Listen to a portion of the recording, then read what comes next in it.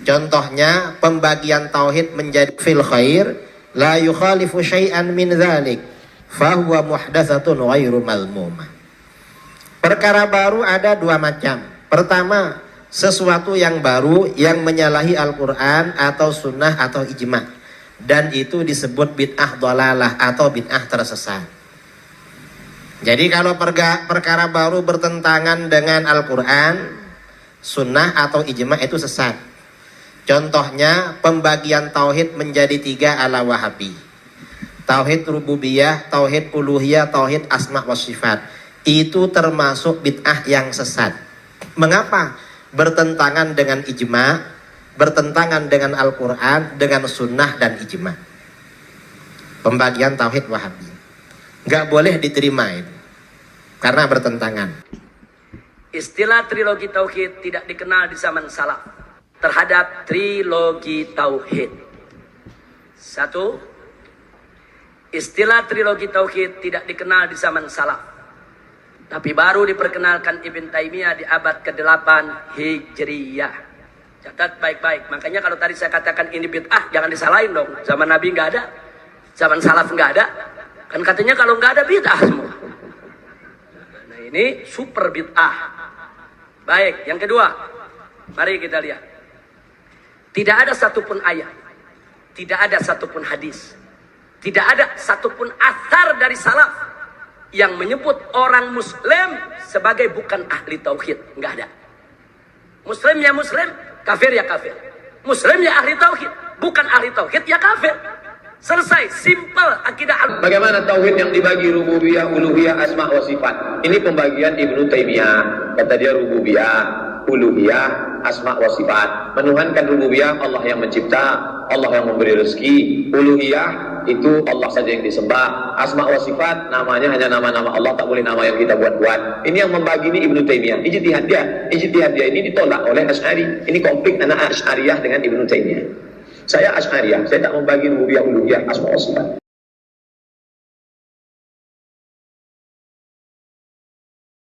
Silakan Bapak, dengan siapa dari mana?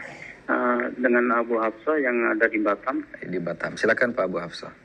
Ya, mau bertanya Ustaz mengenai apa tauhid, uluhiyah dan asma wa sifat. Ada orang berpendapat bahwa apa tauhid tersebut adalah merupakan tauhid yang diada-adakan dalam Islam. Pembagiannya begitu Pak ya? Ya, dia berpendapat bahwa tauhid itu hanya satu. Justru kita yang mendakwakan tauhid dituduhnya sebagai ahli bid'ah karena membagi tauhid menjadi 3. Bagaimana pendapat Ustaz mengenai hal ini? Iya.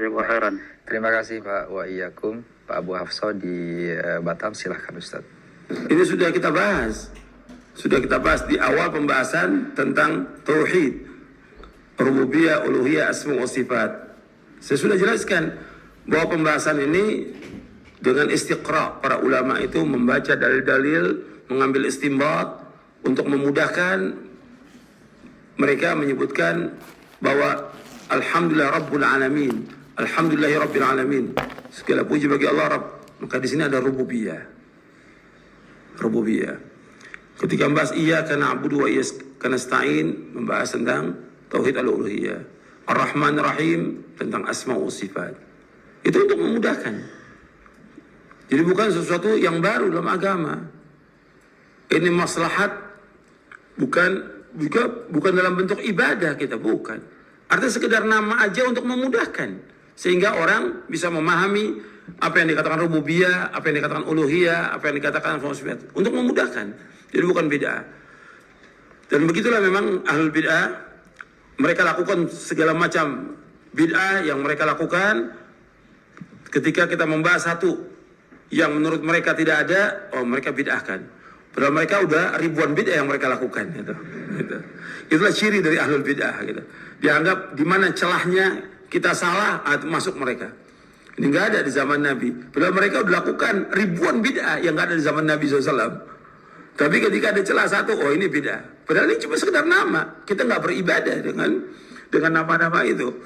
Yang nama-nama yang kita beribadah dengan nama-nama Allah SWT. Asma wa sifat. Bukan namanya. Tauhidul asma wa sifat, bukan. Tauhid rububiyah, bukan. Itu sekedar pembagian aja. Seperti orang membagi tentang huruf. fi'il, isim, untuk memudahkan. Di zaman Nabi nggak ada tuh pembagian itu. Nah, mereka banyak mempelajari tentang nahwu sorof. Apa nggak dikatakan bid'ah itu nahwu sorofnya? Gitu.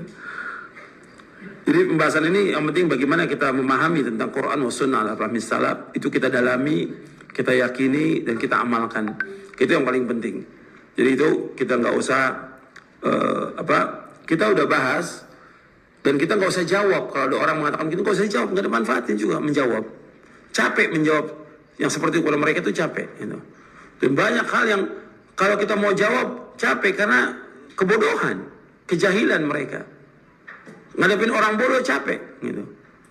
Jawabannya yang baik kita bahas saja tentang nama-nama ini yang indah, kita pahami, kita yakini, kita amalkan. Itu manfaat buat kehidupan kita dan buat akhirat kita. Untuk membantah mereka nggak ada manfaatnya. Jadi antum jangan sibukkan untuk membantah mereka. Kalau ada lebih ngomong ini kita bantah, jangan. Biarkan aja. Yang penting bagaimana kita memberikan ilmu. Antum lihat contoh Nabi SAW. Nabi dikatakan apa oleh orang-orang musyrik Mekah? Majnun, gila. Apa Nabi kemudian terus membantah mereka? Enggak. Bawakan aja ayat. Sama ketika Nabi Musa menjelaskan tentang Allah kepada Fir'aun dibantah. Nabi Musa nggak hadapi. Terus saja menjelaskan. Dibawakan dalil. Jadi itu dalam kita menghadapi mereka, nggak usah kita layani. Yang penting kita sibukkan diri kita dengan ilmu dan amal. Ikhlas dan ittiba, mudah-mudahan bermanfaat apa yang saya sampaikan. Wassalamualaikum Muhammadin SAW, subhanakallah bihamdik. Contohnya pembagian tauhid menjadi fil khair, la yukhalifu syai'an min dzalik, fahuwa muhdatsatun ghairu malmumah.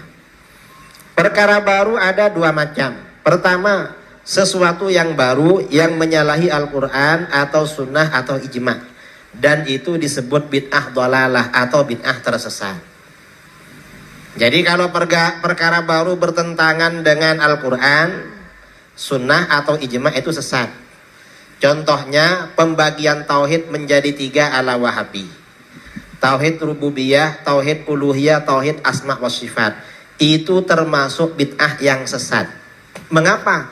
Bertentangan dengan ijma', bertentangan dengan Al-Quran, dengan sunnah dan ijma'. Pembagian tauhid Wahabi nggak boleh diterima itu, karena bertentangan. Istilah trilogi tauhid tidak dikenal di zaman salaf terhadap trilogi tauhid. 1. Istilah trilogi tauhid tidak dikenal di zaman salaf, tapi baru diperkenalkan Ibn Taimiyah di abad ke-8 Hijriyah. Catat baik-baik. Makanya kalau tadi saya katakan ini bid'ah, jangan disalahin dong. Zaman Nabi nggak ada, zaman salaf nggak ada. Kan katanya kalau nggak ada bid'ah semua. Nah ini super bid'ah. Baik, yang kedua, mari kita lihat. Tidak ada satupun ayat, tidak ada satupun hadis, tidak ada satupun athar dari salaf yang menyebut orang Muslim sebagai bukan ahli tauhid. Nggak ada. Muslim ya Muslim, kafir ya kafir. Muslim ya ahli tauhid, bukan ahli tauhid ya kafir. Selesai, simple akidah. Bagaimana tauhid yang dibagi rububiyah, uluhiyah, asma wa sifat? Ini pembagian Ibnu Taimiyah. Kata dia rububiyah, uluhiyah, asma wa sifat. Menuhankan rububiyah, Allah yang mencipta, Allah yang memberi rezeki. Uluhiyah itu Allah saja yang disembah. Asma wa sifat namanya hanya nama-nama Allah, tak boleh nama yang kita buat-buat. Ini yang membagi ini Ibnu Taimiyah. Ijtihad dia ini ditolak oleh Asy'ari. Ini konflik antara Asy'ariyah dengan Ibnu Taimiyah. Saya Asy'ariyah, saya tak membagi rububiyah, uluhiyah, asma wa sifat.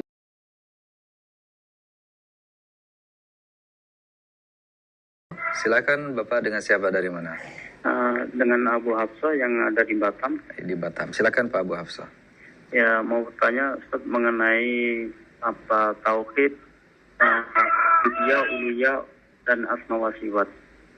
Ada orang berpendapat bahwa apa tauhid tersebut adalah merupakan tauhid yang diada-adakan dalam Islam. Pembagiannya begitu Pak ya? Ya, dia berpendapat bahwa tauhid itu hanya satu. Justru kita yang mendakwakan tauhid dituduhnya sebagai ahli bid'ah karena membagi tauhid menjadi 3. Bagaimana pendapat Ustaz mengenai hal ini? Iya. Terima kasih Pak wa iyyakum. Pak Abu Hafsah di Batam, silahkan Ustaz. Ini sudah kita bahas. Sudah kita bahas di awal pembahasan tentang tauhid, rububiyah, uluhiyah, asma wa sifat. Saya sudah jelaskan bahwa pembahasan ini dengan istiqra, para ulama itu membaca dalil-dalil, mengambil istinbat untuk memudahkan. Mereka menyebutkan bahwa alhamdulillah rabbul alamin, alhamdulillahi rabbil alamin, segala puji bagi Allah Rabb. Maka di sini ada rububiyah. Rububiyah.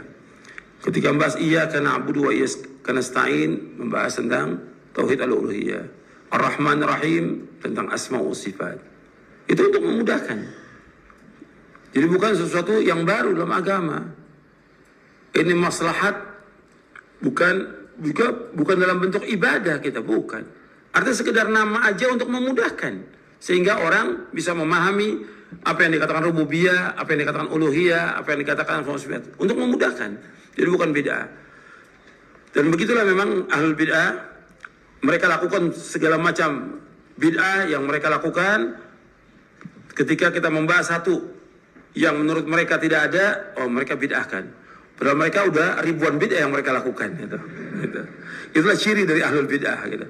Dianggap di mana celahnya kita salah, masuk mereka. Ini nggak ada di zaman Nabi. Padahal mereka udah lakukan ribuan bid'ah yang nggak ada di zaman Nabi SAW. Tapi ketika ada celah satu, ini bid'ah. Padahal ini cuma sekedar nama. Kita nggak beribadah dengan nama-nama itu. Yang nama-nama yang kita beribadah dengan nama-nama Allah SWT. Asma wa sifat. Bukan namanya. Tauhidul asma wa sifat. Bukan. Tauhid rububiyah bukan. Itu sekedar pembagian aja.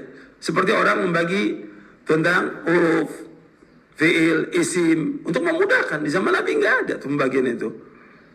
Nah, mereka banyak mempelajari tentang nahwu sharaf. Apa nggak dikatakan bid'ah itu nahwu sharafnya? Gitu.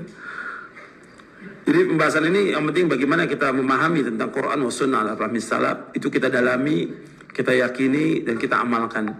Itu yang paling penting. Jadi itu kita nggak usah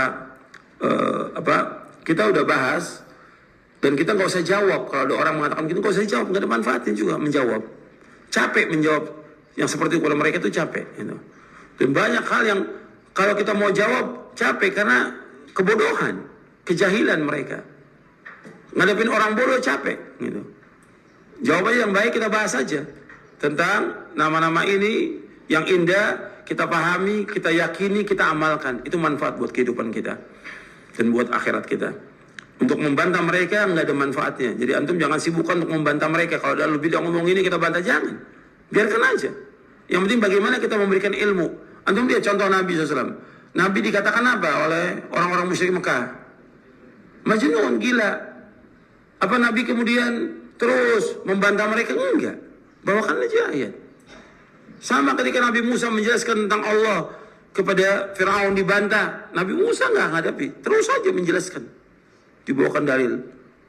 Jadi itu dalam kita menghadapi mereka nggak usah kita layani, yang penting kita sibukkan diri kita dengan ilmu dan amal, ikhlas dan ittiba. Mudah-mudahan bermanfaat apa yang saya sampaikan. Wassalamualaikum warahmatullahi wabarakatuh. Subhanakallah wa bihamdik.